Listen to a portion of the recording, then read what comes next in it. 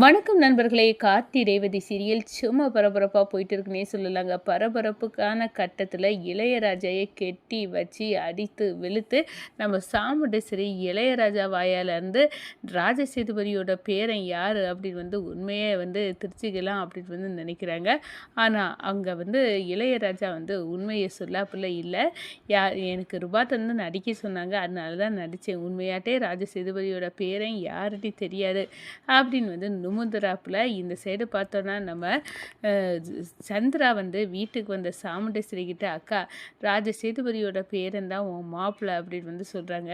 வந்த வேகத்தில் கோவத்தில் நம்ம சந்திராவை வெளுத்தெடுத்து, என் மாப்பிள்ளை எவ்வளோ நல்லவருன்னு எனக்கு தெரியும் சந்திரா, வாயை மூடு அப்படின்னு நம்ம சந்திராவை அடித்து வெளுத்து சொல்கிறாங்கங்க. அதை பற்றி தான் இந்த வீடியோக்குள்ளே பார்க்க போகிறோம். அதுக்கு முன்னாடி சேனலுக்கு லைக் அண்ட் சப்ஸ்கிரைப் பண்ணுங்கள் ஃப்ரெண்ட்ஸ். பக்கத்தில் இருக்க பெல் ஐக்கானையும் கிளிக் பண்ணுங்கள். அப்போ தான் நான் போடுற ஒவ்வொரு வீடியோவும் நோட்டிஃபிகேஷனாக உங்களுக்கு கிடைக்கும். வாங்க ஃப்ரெண்ட்ஸ் வீடியோக்குள்ளே போகலாம்.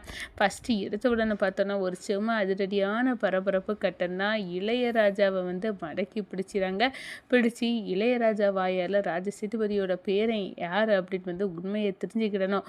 கோவில் கும்பாபிஷேகம் நடக்கிறதுக்கு முன்னாடி உண்மையை தெரிஞ்சுக்கிடணும் அப்படின்னு நம்ம சாமுண்டேஸ்வரி நினைக்கிறாங்க. ஆனால் சிவனாண்டி முத்துவேலு நம்ம கடத்தி அவன் உயிர் போகிறது மாதிரி அடி கொடுத்து வெளுத்து உயிருக்கு பயந்து அவனை உண்மையை கக்க வைக்கணும்னு பார்க்குறாங்க. அதுக்கு முன்னாடியே சாமுண்டேஸ்வரி முந்திக்கிடாங்க.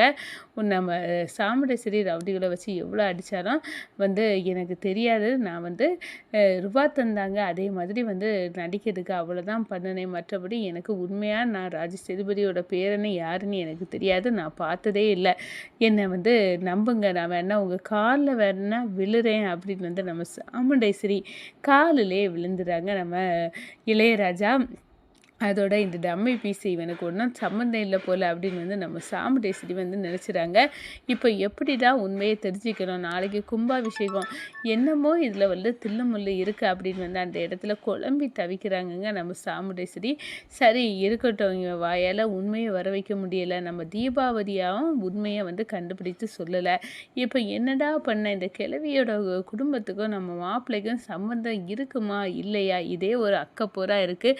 ஆனால் சந்திரகலா அப்படியே எப்போவுமே சம்மந்தம் இருக்குது, இந்த ராஜா தான் ரேவதியோட மாப்பிள்ளை தான் அந்த ராஜசேதுபதியோட பேரன் அப்படின்னு இவ சொல்லுறா. அதை வச்சு நம்ப முடியாது, என்ன பண்ணலாம் அப்படின்னு அந்த இடத்துல யோசனையாட்டே இருக்காங்க. அதே கணம் வீட்டுக்கு வராங்க. இங்கே சந்திரா சொல்கிறா, அக்கா நாளைக்கு கும்பாபிஷேகம் மாமா கையால் தான் நடக்க போகும் அப்படின்னு சொல்கிறாங்க. ஆமாம், அது தெரிஞ்ச விஷயம் தானே, அதுக்கு இப்போ என்ன பண்ண சொல்கிற அப்படின்னு சொல்ல நேரம், இல்லை இந்த கும்பாபிஷேகத்தில் மாமாவோட உயிருக்கே ஆபத்து வரலாம் அப்படின்னு சொல்கிறாங்க. உடனே என்ன ஆபத்து வரப்போகுது, எதாக இருந்தாலும் என் மாப்பிள்ளை ராஜா பார்த்துக்கிடுவார், அவர் இருக்கிற நேரம் எனக்கு ஒரு பயமும் இல்லை அப்படின்னு சொல்கிறாங்க. அவர் வாக்கு தந்திருக்காரு, கும்பாபிஷேகத்தில் எந்த பிரச்சனையும் வராது அப்படின்னு அப்படி சொல்கிறாங்க. இதை கேட்ட உடனே ஆமாம், பெரிய வாக்கு தந்தார், அந்த கிழவி பரமேஸ்வரி கிழவியே கத்தி குத்து வாங்கினவா தானே அந்த கும்பாபிஷேகத்துக்காக அந்த கோயில் ஃபங்க்ஷனில், அதே மாதிரி மாமாக்கு எதுவும் ஆயிரப்போகுது அப்படின்னு அந்த இடத்துல பயம் கட்டுறாங்க நம்ம சாமுண்டேஸ்வரியை பார்த்து.